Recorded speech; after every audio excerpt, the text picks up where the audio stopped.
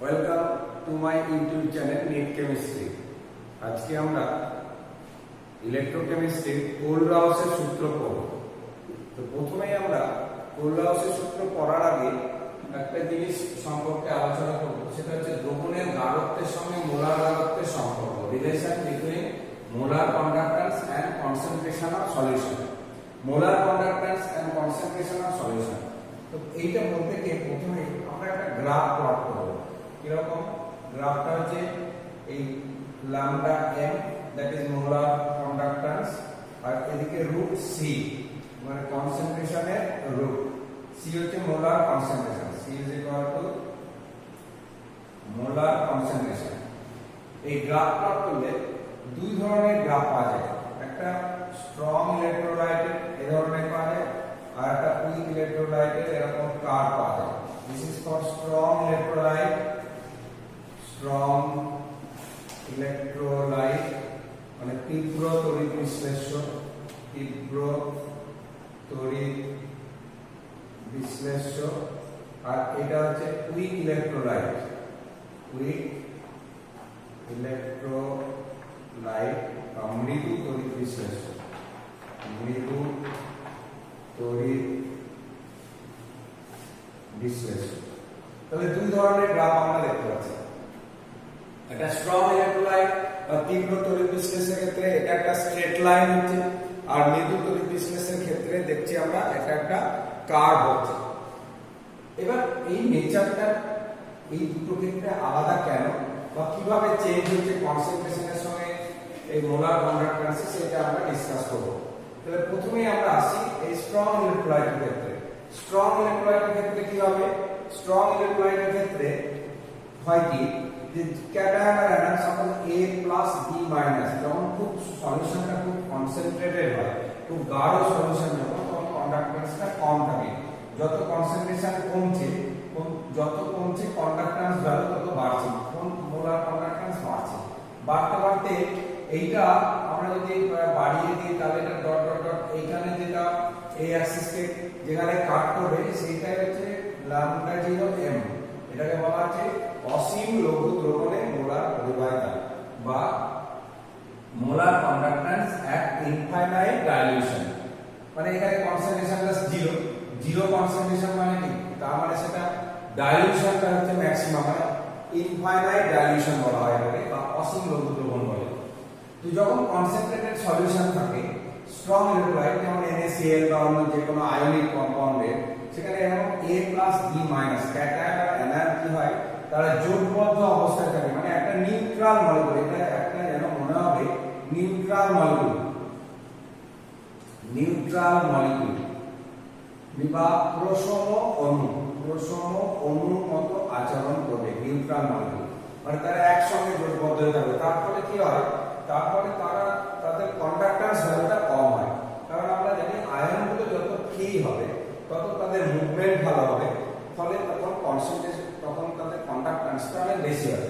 কিন্তু যখন এইরকম খুব কনসেন্ট্রেটেড সলিউশন থাকে তখন এরকম ক্যাটায়ন অ্যানায়ন একসঙ্গে, তাদের মধ্যে ফোর্স অফ অ্যাট্রাকশনটা খুব বেশি হয়, ফলে তারা একসঙ্গে একটা নিউট্রাল মলিকিউল বা প্রশম অণুর মতো থাকে, তার জন্য তার কন্ডাক্ট্যান্স ভ্যালুটা কম হয়। যখন আমরা জল অ্যাড করতে থাকবো এর মধ্যে, জল অ্যাড করতে থাকলে কনসেন্ট্রেশনটা কমছে, দেখা যায় কন্ডাক্ট্যান্স বাড়ছে। কেন বাড়ছে? জল অ্যাড করলে আমরা জানি কি যে ক্যাটায়ন আর অ্যানায়নের মধ্যে যে ফোর্স অফ অ্যাট্রাকশন সেটা থাকে না। আস্তে আস্তে কি হয়, জল ইউজ করলে আমাদের হাইড্রেশন হয়, আয়নগুলো হাইড্রেটেড হয়ে যায়, ফলে তারা পরস্পর থেকে দূরে সরে যায়। ফলে তারা পরস্পর দূরে সরে গেলে কি হবে, তাদের মধ্যে ফোর্স অফ অ্যাট্রাকশনটা কমে যাবে। ক্যাটায়ন আর অ্যানায়নের মধ্যে ফোর্স অফ অ্যাট্রাকশন কমে গেলে কন্ডাক্ট্যান্স ভ্যালু বেড়ে যাবে, কারণ তখন তারা অনেকটা ফ্রিলি মুভ করতে পারে, যে কারণে কন্ডাক্ট্যান্স বাড়তে থাকে। এইভাবে বাড়তে বাড়তে কনসেন্ট্রেশন যখন জিরো হয়ে যাবে, that means at infinite dilution conductance is maximum, and this conductance is called molar conductance at infinite dilution, অসীম লঘু দ্রবণে মোলার পরিবাহিতা এটাকে বলা হচ্ছে। এবার এইখানে যেহেতু প্রথমে এবং শেষে কি হয়, এই গ্রাফের স্লোপটা খুব বেশি হয় না। স্লোপ বেশি না হওয়ার মানেটা বোঝাচ্ছে এই যে কন্ডাক্ট্যান্স ভ্যালু বাড়লেও খুব বেশি বাড়ছে না ডাইলিউশনের সঙ্গে। কেন বাড়ে না? কারণ এখানে number of ions, cation anion ionic কম্পাউন্ডের ক্ষেত্রে আয়ন তো ভেঙেই থাকে, ফলে মানে শুরুতে এবং শেষে নাম্বার অফ আয়নসের কোনো চেঞ্জ হয় না।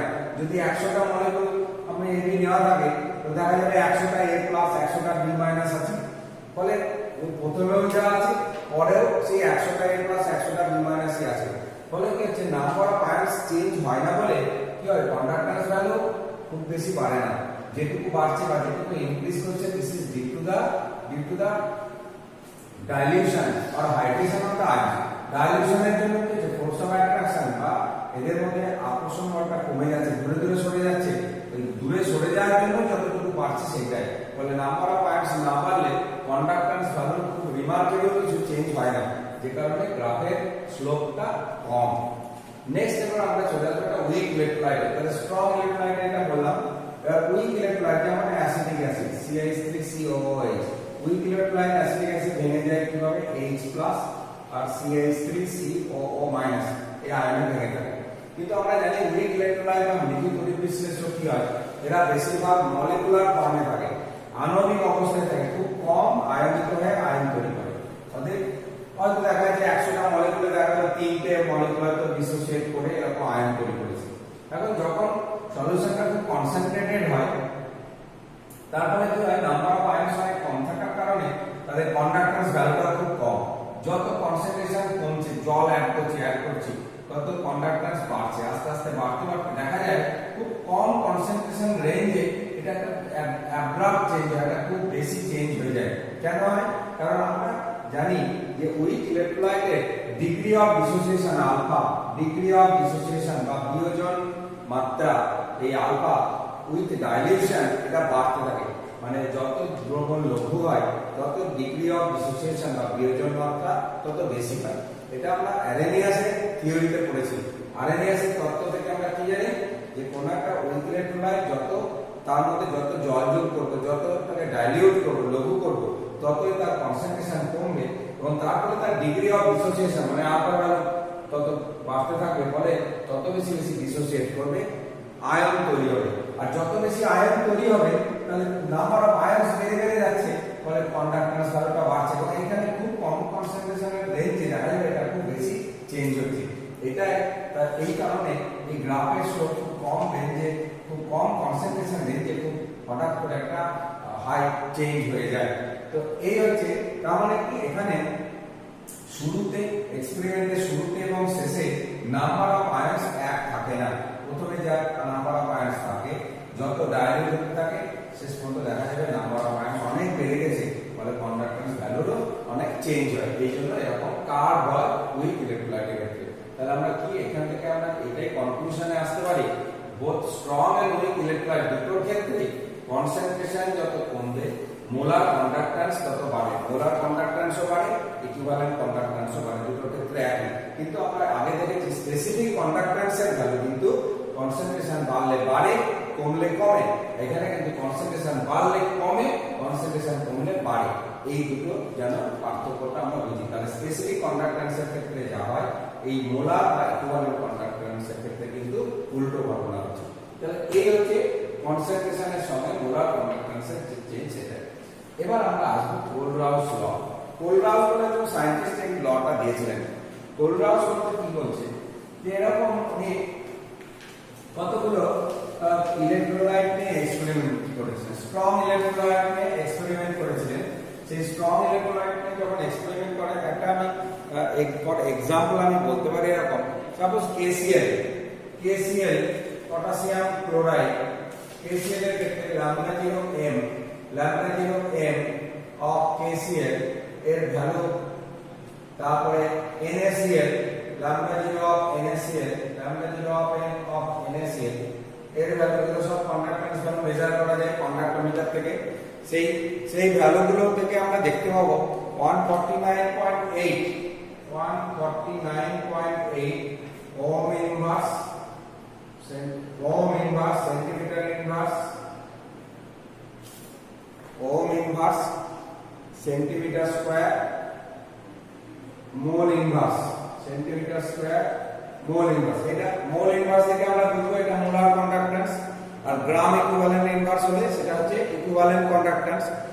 আর NaCl এর ক্ষেত্রে 126.4 126.4 এটা তাহলে lambda 0 m of KCl minus lambda 0 m of NaCl যদি আমরা মাইনাস করে দিই তাহলে কত হবে এটা 4 6 3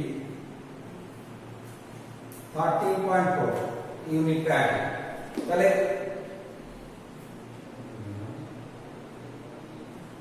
23.4 এটা হচ্ছে তাহলে NaCl আর KCl এর ভ্যালু আমরা এর দুটো স্ট্রং ইলেক্ট্রোলাইট এদের ভ্যালুটা আমরা মাইনাস করে দিই যদি তাহলে 23.4 ohm inverse centimetre square mole inverse পেলাম একই ভাবে KNO3 আর NaNO3 যদি নিই KNO3 আর NaNO3 এদের মোলার কন্ডাক্ট্যান্স এর infinite dilation lambda 0 m of KNO3 এটা ভ্যালু lambda 0 of NaNO3 এটা ভ্যালু আমরা এই দুটোর ভ্যালু যদি আমরা দেখি দেখো KNO3 হচ্ছে 145 আর 121.6 এটা ohm inverse centimetre square mole inverse এটা হচ্ছে এবার এটা যদি আমরা মাইনাস করি lambda 0 m of KNO3 minus lambda 0 m of NaNO3 is equal to এটা থেকে এটা যদি মাইনাস করে দিই আমরা কত পাবো 23.4 তাহলে দেখা যাচ্ছে এই যে মাইনাস করলে যে ভ্যালুটা পাচ্ছি দুটো ক্ষেত্রেই একই তাহলে KCl NaCl তার মানে কি দুটো ক্যাটায়ন পটাশিয়াম এবং সোডিয়াম আয়ন তাদের ক্লোরাইড সব দুটো lambda 0 মানে ইনফাইনাইট ডাইলেশনে মোলার কন্ডাক্ট্যান্স ভ্যালু থেকে মাইনাস করলে যা পাচ্ছি ওই সেম ক্যাটায়নের অন্য সল্ট নাইট্রেট সল্ট নেওয়া আছে তাদের মোলার কন্ডাক্ট্যান্স ইনফাইনাইট ডাইলেশনে নিলে তাদের মাইনাস করলে সেম ভ্যালু পাচ্ছি দুটো সেম ভ্যালু এখান থেকে উনি কনক্লুশনে আসলেন এটাই যে নিশ্চয়ই এটাকে এইভাবে লেখা যায় যে KNO3 lambda 0 of KNO3 lambda 0 m of KNO3 is equal to lambda 0 of K plus lambda 0 of NO3 minus ঠিক আছে এখন আমরা lambda 0 m of NaNO3 এটা মানে লিখতে পারে lambda 0 of Na plus lambda 0 of NO3 minus next হচ্ছে KCl আর NaCl তাহলে এই দুটো যদি মাইনাস করে দিই lambda 0 m of KNO3 minus lambda 0 m of NaNO3 এই দুটো যদি মাইনাস করে দিই তাহলে কি হবে lambda 0 of K plus minus lambda 0 of Na plus হবে ঠিক একইভাবে আমরা যদি লিখি যে lambda 0 m of ওই KCl তাহলে এটা ইকুয়াল টু কি লিখব lambda 0 of K plus lambda 0 of Cl minus lambda 0 m of NaCl যদি হয় তাহলে আমরা লিখব lambda 0 of Na plus lambda 0 of Cl minus এই দুটো যদি মাইনাস করে দিই lambda 0 m of KCl minus lambda 0 m of NaCl তাহলে এটা আমরা পাবো এই ক্লোরাইড কেটে যাবে lambda 0 of K plus minus lambda 0 of Na plus তাহলে এই দুটো যেহেতু একই তাই ভ্যালুটা হবে ডিফারেন্সটা একই হচ্ছে তাহলে এখান থেকে কনক্লুশনে উনি আসলেন যে কোন একটা ইলেকট্রোলাইটের ইনফাইনাইট ডাইলেশনে মোলার কন্ডাক্ট্যান্সটা ওই আয়নগুলোর মোলার কন্ডাক্ট্যান্স বা আয়নীয় কন্ডাক্ট্যান্সের সমষ্টির সমান তাহলে লটা হচ্ছে যে কোন তড়িৎ বিশ্লেষের অসীম লঘু দ্রবণের মোলার পরিবাহিতা তার সংগঠক আয়নগুলির মোলার আয়নীয় পরিবাহিতার সমষ্টির সমান সংগঠক আয়নগুলির মোলার পরিবাহিতার সমষ্টির সমান molar conductance of an electrolyte at infinite dilution is the algebraic sum of ion conductances of each of the constituent ions. তো যে আয়নগুলো আছে তাদের যোগ করে দিলে সেটা পাওয়া যাবে. This is দ্য কোলরাউসেস ল। তো এই কোলরাউসের লটাকে আমরা ম্যাথমেটিক্যালি এইভাবে লিখতে পারি lambda 0 n is equal to nu plus lambda 0 plus plus nu minus lambda 0 minus। কোনটা কি? এখানে nu plus হচ্ছে নাম্বার অফ ক্যাটায়ন্স আর nu minus হচ্ছে নাম্বার অফ অ্যানায়ন্স। মানে ক্যাটায়নের সংখ্যা অ্যানায়নের সংখ্যা যদি একটা হয় একটা যদি কখনো এরকম যেমন একটা एग्जांपल বলতে হবে, যেমন BaCl বেরিয়াম ক্লোরাইড বা একটা অন্য সোজা বলতে calcium chloride, suppose CaCl calcium chloride. তাহলে আমরা এরকম লিখতে পারলাম আমরা ক্যালসিয়াম ক্লোরাইডটা ভেঙে গিয়ে কিভাবে তৈরি হয় Ca2+ আর দুটো Cl-। তাহলে lambda 0 m of CaCl2 এটা যেটা আমরা লিখবো lambda 0 of Ca2+ plus chloride দুটো আছে তাহলে 2 lambda 0 of Cl-। তাহলে এটাই আমরা কোলরাউসের ল থেকে পেলাম যে আয়নগুলো যতগুলো থাকবে সংখ্যাটা সামনে দেব। ক্যালসিয়াম আয়ন একটা আছে একটা, তাহলে তার ক্যালসিয়াম আয়নের মোলার কন্ডাক্ট্যান্স ইনফাইনাইট ডাইমেনশনে, আর ক্লোরাইড আছে দুটো তাই এখানে দুটো দিলাম 2 into molar conductance of chloride at infinite dimension. তাহলে এটাই অ্যালজেব্রিক সাম অফ আয়নস, আয়নগুলো এবং কত সংখ্যায় আছে সেটা দিয়ে গুণ করে দিতে হবে, সেটাকে আমরা বলবো molar conductance at infinite dimension. This is Kohlrausch law. এবার এই কোলরাউস ল থেকে এর অ্যাপ্লিকেশনটা আমরা দেখব। Application of Kohlrausch law. Application কি? অ্যাপ্লিকেশন হচ্ছে আমরা যে গ্রাফে টানলাম, গ্রাফে দেখছি কি যে স্ট্রং ইলেক্ট্রোলাইটটাকে যদি বাড়িয়ে দিই এখানে lambda 0 ভ্যালু আমরা পাচ্ছি, lambda 0 এখানে পাচ্ছি, কিন্তু কার যখন উইক ইলেক্ট্রোলাইটের কিন্তু কোথায় ক্রস করবে মানে ওর lambda 0 ভ্যালু কিন্তু আমরা বের করতে পারবো না এক্সপেরিমেন্ট থেকে। তাহলে এক্সপেরিমেন্ট আমরা ইনফাইনাইটলি ডাইলিউট সলিউশন তো বানাতে পারবো না, কারণ আমরা একটা সলিউশনের মধ্যে জল অ্যাড করলাম যতই জল অ্যাড করে যায় না কেন ওকে কখনো আরো ডাইলিউট করতে কোথায় ইনফাইনাইটলি ডাইলিউট করলে তো সেটা একটা থিওরিটিক্যাল ব্যাপার, প্র্যাকটিক্যালি বানাতে পারবো না। ফলে আমরা কতগুলো আলাদা 1 মোলার 2 মোলার 3 মোলার এরকম কনসেন্ট্রেশনের হয়তো নিলাম, তাহলে কন্ডাক্টরটাতে কন্ডাক্ট্যান্সগুলো মেজার করলাম করে এরকম গ্রাফ প্লট করে সেটাকে বাড়িয়ে দিলে এইখানে আমরা ইনফাইনাইট ডাইলিউট বা অসীম লঘুত্বগুণে পাচ্ছি। কিন্তু কার যখন হবে একটা উইক ইলেকট্রোলাইট তখন এই কোথায় এখানে মিট করবে আমরা জানি না।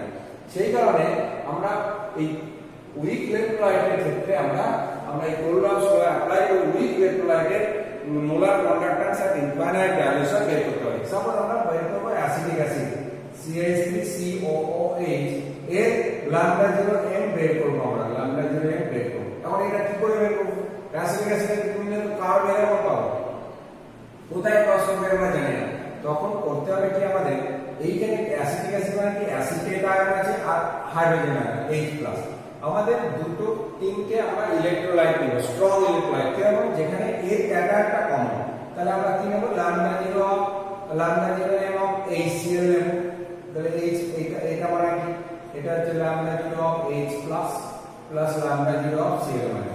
তাহলে H+ আছে এমন একটা স্ট্রং ইলেকট্রোলাইট HCl সেটা নিলাম। এর অ্যানায়নটা আছে এমন একটা অ্যানায়নের কোন আছে এমন কোন ইলেকট্রোলাইট স্ট্রং ইলেকট্রোলাইট যেমন সোডিয়াম অ্যাসিটেট CH3COON এটা পুরোপুরি আয়নে ভেঙে থাকে। তাহলে this is equal to lambda 0 of Na+ plus lambda 0 of acetate ion CH3COO-। এটা স্ট্রং ইলেকট্রোলাইট আয়নে পুরোপুরি ভেঙে থাকে। এবার হলো কি এই দুটোর মধ্যে তাহলে HCl নিলাম, সোডিয়াম অ্যাসিটেট নিলাম, তাহলে H+ আর Cl-। এবার এই দুটোর মধ্যে NaCl একটা নেব এর ক্যাটায়ন এর anion lambda 0 of NaCl। This is equal to lambda 0 of Na+ plus lambda 0 of Cl-। এটা 1 নম্বর ইকুয়েশন, এটা 2 নম্বর ইকুয়েশন, এটা 3 নম্বর ইকুয়েশন। আমরা 1 plus 2 minus 3 যদি করি তাহলে কি পাবো? তাহলে Na+ Cl- টা কেটে যাবে। তাহলে আমরা এরকম লিখতে পারি lambda 0 of HCl plus lambda 0 of sodium acetate CH3COON minus lambda 0 of NaCl। তাহলে এটা is equal to কি হবে? Na এই Na plus Cl minus Na plus Cl minus কেটে যাবে, পড়ে থাকবে lambda 0 of H+ plus lambda 0 of CH3COO-। তার মানে this is equal to lambda 0 of COOH। তাহলে আমরা ইনডাইরেক্টলি অ্যাসিটিক অ্যাসিডের molar conductance at infinite dilution বের করতে পারছি with the help of this three strong electrolytes. এই তিনটে স্ট্রং ইলেক্ট্রোলাইটকে আমরা মেজার করে নেব, করে নিয়ে লম্বা জিরো ভ্যালু রাখব। এদের তো সব স্ট্রেট লাইন পাবো, স্ট্রং ইলেক্ট্রোলাইট, এদের মধ্যে প্রত্যেকের লম্বা জিরো ভ্যালু রাখব, পেয়ে যাবো প্রত্যেকটা। এই দুটোকে প্লাস করে কে মাইনাস এটা দিয়ে করে দিলেই আমরা অ্যাসিটিক অ্যাসিডের পেয়ে যাব। তাহলে এইভাবে আমরা with the help of three strong electrolytes, তিনটে তীব্র তড়িৎ বিশ্লেষণের সাহায্যে একটা মৃদু তড়িৎ বিশ্লেষণ, একটা week ইলেক্ট্রোলাইটের molar conductance at infinite dilution, অসীম লঘু দ্রবণে মোলার পরিবাহিতা এভাবে বের করতে হবে। এটাই হচ্ছে অ্যাপ্লিকেশন। আরেকটা বলি, সেম আরেকটা যে ডিগ্রি অফ, এই ইকুয়েশনটা মনে রাখতে হবে, degree of dissociation, degree of dissociation বা বিয়োজন মাত্রা, এটা আলফা ইকুয়াল টু আমরা এইভাবে লিখব lambda 0 by lambda 0 lambda m by lambda 0 m, মানে যে কোনো কনসেন্ট্রেশনে মোলার পরিবাহিতা ডিভাইডেড বাই অসীম লঘু দ্রবণে মোলার পরিবাহিতা। এই রেশিওটাকে ল্যামডা বলা হয়, এটা মোলার পরিবাহিতা দিয়ে বলা যায়, আর ইকুইভ্যালেন্ট তুল্যাঙ্ক পরিবাহিতা দিয়ে বলা, ল্যামডা বাই ল্যামডা 0 দিয়েও বলা যায়। তাহলে যে কোনো কনসেন্ট্রেশনে মোলার পরিবাহিতা বাই অসীম লঘু দ্রবণে মোলার পরিবাহিতা, molar conductance at any concentration divided by molar conductance at infinite dilution, or equivalent conductance at any concentration divided by equivalent conductance at infinite dilution। এই রেশিওকে বলা হচ্ছে ডিগ্রি অফ ডিসোসিয়েশন বা বিয়োজন মাত্রা। কার হয়? সাধারণত এগুলো একটা উইক ইলেকট্রোলাইট বা মৃদু তড়িৎ বিশ্লেষণের ক্ষেত্রে হয়। তো এইটুকুই আমাদের আজকে থাকলো। তো তোমরা ভালো করে এটা পড়ো, তাহলে দেখবে বুঝতে পারবে। Thank you.